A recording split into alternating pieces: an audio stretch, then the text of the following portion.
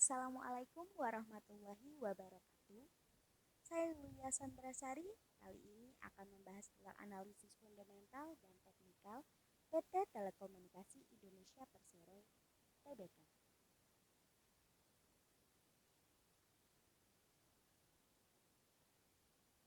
Pada kesempatan kali ini, saya akan membahas tentang profil perusahaan, analisis fundamental, analisis teknikal, dan diakhiri dengan kesimpulan dan saran. Untuk profil perusahaan sendiri dari PT Telekomunikasi Indonesia Persero Tbk, yakni bahwa PT Telkom merupakan BUMN atau badan usaha milik negara yang bergerak di bidang jasa layanan teknologi informasi dan komunikasi dan jaringan telekomunikasi di Indonesia, di mana pemegang saham mayoritasnya adalah Pemerintah Republik Indonesia sebesar 52,09%, sedangkan sisanya 47,91% dikuasai oleh publik.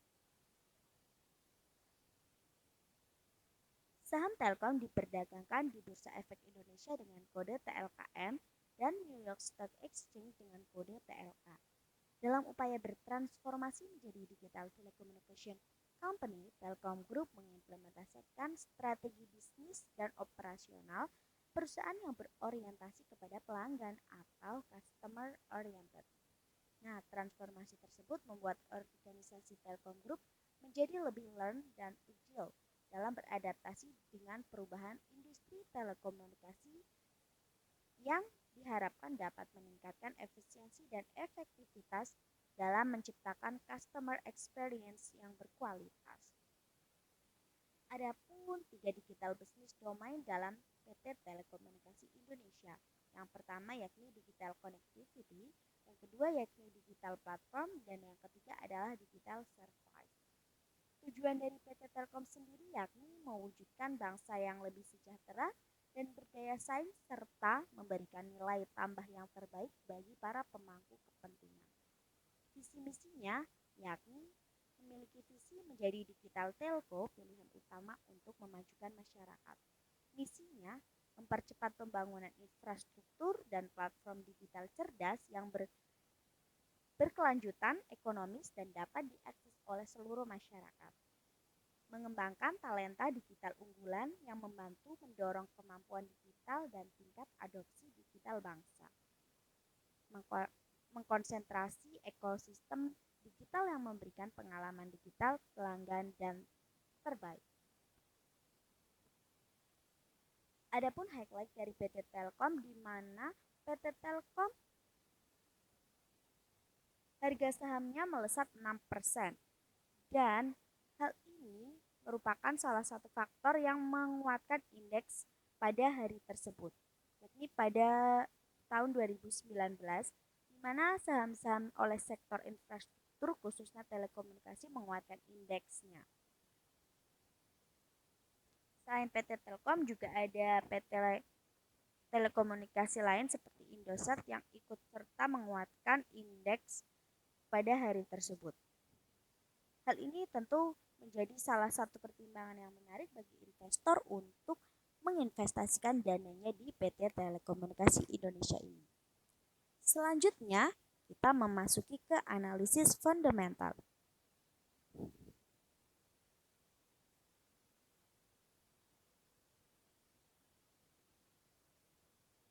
Dalam analisis fundamental, kita perlu menganalisis dari sisi ekonominya terlebih dahulu, yakni dengan melihat kondisi makroekonomi. Indikator makroekonomi Indonesia terjaga dan terus menunjukkan peningkatan ke arah yang lebih baik dalam 4 tahun terakhir. Meski memiliki ketidakpastian global di mana 4 tahun terakhir pertumbuhan ekonomi mampu tumbuh stabil pada kisaran 5%. Akan tetapi terjadi penurunan pada awal 2020 yakni pada angka 4,25%. Di sisi lain, tingkat inflasi terkendali pada angka 3%. Menurut Bank Indonesia, pertumbuhan ekonomi Indonesia akan tetap kuat meskipun pada awal 2020 kondisi ekonomi Indonesia mengalami penurunan akibat COVID-19, namun Bank Indonesia telah mengeluarkan stimulus fiskal maupun moneter untuk menjaga stabilitas ekonomi Indonesia. Selanjutnya, melihat nilai tukar rupiah. Menurut Gubernur Bank Indonesia, nilai tukar rupiah akan menguat sesuai dengan mekanisme pasar yang dinamis, sehingga tidak terlepas dari peran pelaku pasar dan eksportir yang ikut menjaga stabilitas nilai tukar rupiah. Nilai tukar rupiah bergerak stabil dan cenderung menguat tersebut dipengaruhi beberapa faktor. Yang pertama yakni secara fundamental masih undervalued sehingga cenderung menguat. Kedua yakni keyakinan pasar terhadap langkah-langkah kebijakan yang ditempuh oleh pemerintah, Bank Indonesia, OJK dalam penanganan COVID-19. Nah, selanjutnya yakni dari analisis industri. Yang pertama dari dukungan pemerintah, di mana dalam hal ini pemerintah terus mendorong perkembangan industri telekomunikasi di Indonesia. Salah satu yang dilakukan yakni berkaitan dengan perizinan. Di Kementerian Kominfo sudah berubah sangat cepat, di mana seluruh perizinan saat ini dapat diproses dalam satu hari kerja. Di sisi lain, pemerintah mendukung industri telekomunikasi untuk melakukan konsolidasi. Hal ini dilakukan karena pelaku dari industri ini cukup banyak. Harapannya dengan konsolidasi, masyarakat mendapatkan frekuensi yang sama sesuai kemampuan dan kebutuhannya. Selanjutnya proyeksi di tahun 2020 yakni di mana kebutuhan pulsa masih menempati sekitar 10% dari anggaran kebutuhan seseorang. Di sisi lain, ketika dalam keadaan stres karena resesi global, masyarakat juga membutuhkan informasi dan telekomunikasi tentunya, sehingga revenue akan tetap tumbuh. Industri telekomunikasi memasang target 8.000 BTS dan melakukan ekspansi ke daerah-daerah baru. Namun, untuk hal itu pasti ada tantangannya, yakni tantangannya berupa kurang memadainya infrastruktur di daerah-daerah.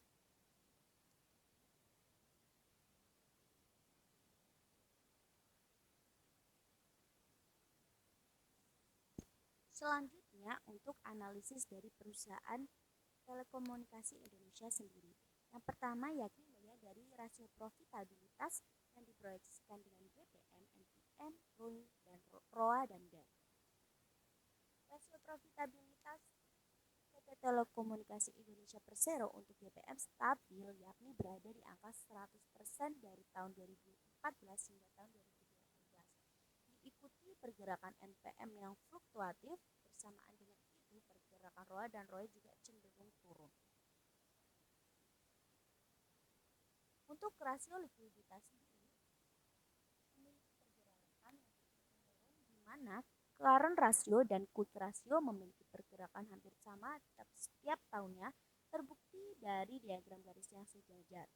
Rasio arus operasi mengalami penurunan yang signifikan pada tahun 2018, yakni bermula di angka 108,88 pada tahun 2017 dan turun hingga angka 34,15 pada tahun 2018. Namun setelah itu mengalami kenaikan pada tahun 2019 di angka 52,68%.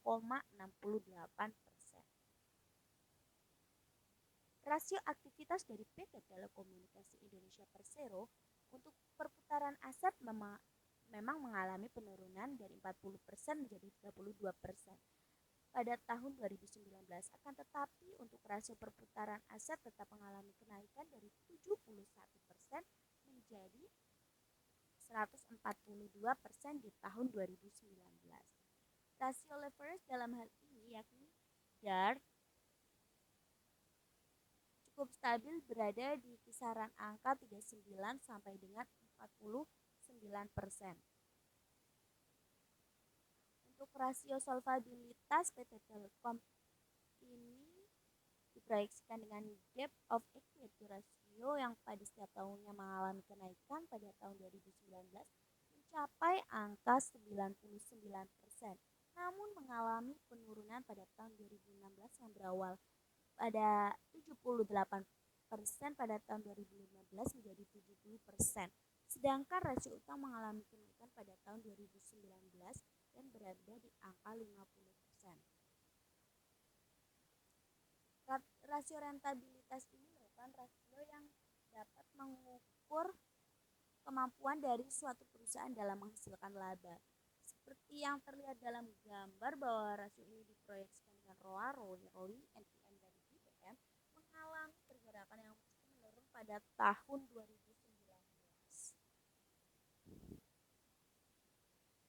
Memasuki tahap ketiga yakni analisis teknikal. Pada analisis teknikal ini kami menggunakan beberapa indikator yakni moving average exponential, MACD, stochastic, dan stochastic RSI. Menggunakan moving average eksponensial 50 yang berarti menggambarkan garis rata-rata harga selama 50 hari,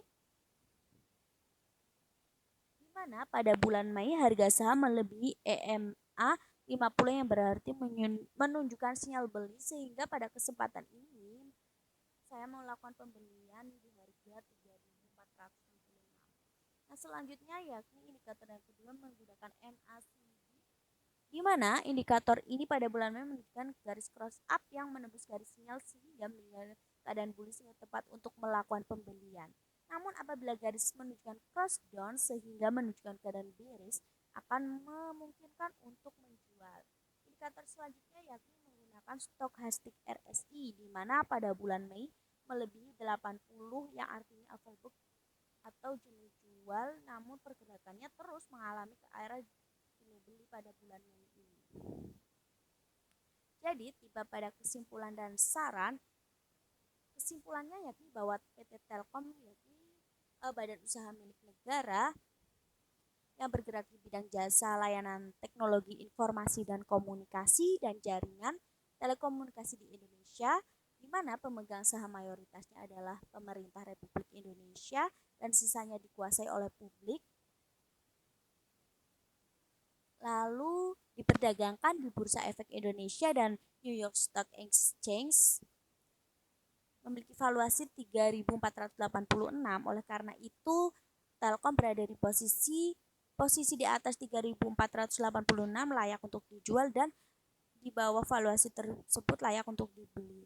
Nah, berdasarkan analisis Telkom bahwa perusahaan mengalami overvalue, kami merekomendasikan saham tersebut pada harga 3.256.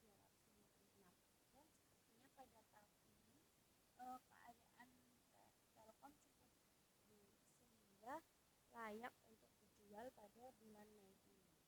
Nah, terima kasih atas perhatiannya. Wassalamualaikum warahmatullahi wabarakatuh.